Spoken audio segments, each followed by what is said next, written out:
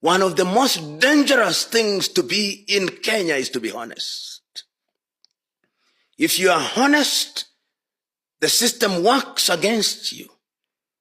The system can't be manipulated against you. And that is why we continue to punch below our weight. Because as I've said elsewhere, and I repeat it here,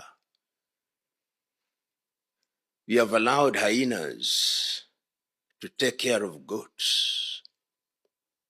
And what they do is that they eat those goats. Hyenas will never change their hyenahood. They can only become bad hyenas. Corruption is a cancer. And those of us who choose to speak about and against it, it is dangerous business. Have there been leaders in Africa who have dealt a blow to corruption, reduce it to a level where it is the exception rather than the rule? Yes.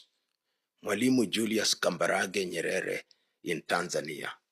John Joseph Pombe Magufuli also in Tanzania. Kwame Nkrumah in his first years in Ghana. Kenneth David Kaunda. Sanseretse Khama. And of course, Paul Kagame in Rwanda. Sasiwur Ramgoolam in Mauritius. It can't be done. But it requires men and women who are resolute. Recently, I saw the president of Tanzania, Mama Samia Suluhu Hassan, order people out of office, and she meant it. You must mean it. It's not for scoring political points until we forget. It must be sustained. Outside of Africa, Lee Kuan Yew of Singapore became a testament to how corruption is to be fought. And he fought it successfully. And you can see what Singapore, a little island that boasts very little, what it does. It can't be done.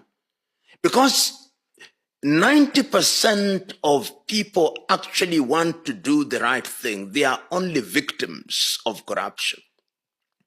That's why they are quick to pay the traffic police. That is why they are quick to give somebody who is processing their passport. That is why they are quick to pay their village headman.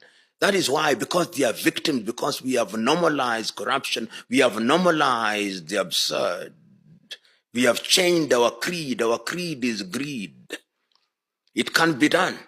The shortest avenue to ending corruption must come from the top.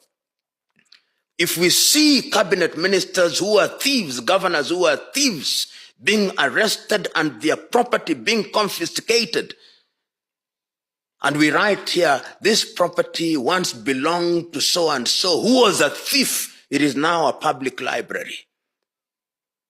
The world will know that once you are a thief, we'll never forget. We buy you from holding public office. You must, the fight against corruption must be vicious. That's why education is very important. It must be vicious. People must suffer pain. If they don't suffer pain, then they will continue to participate in it, and they'll do all that there is to deal with the few that are not participating in it, and they will try to recruit them. You know, corruption is systemic. It is both systemic and coherent in the manner in which it operates. The political class and the bureaucrats create a system which only works on the basis of corruption. Systems can be created and they can be made to work. You go to Rwanda now, if you want a passport, you'll get it. You don't pay a dime. You go to Rwanda, drive on the streets, you'll not pay a dime. You go to Rwanda, and I've done it, you can cause a company to be incorporated within 1 hour. It can't be done. During John Joseph Pombe Magufuli's presidency in Tanzania, only recently, I'm giving you a more recent example, things can be done, systems can be cleaned up. And we know that there are places where things can be cleaned up. It is just a question of sustained political action, and you re-educate the people and make corruption expensive and painful. Then it can be done. It's not something that has not been done. Is something that can be done and has to be done.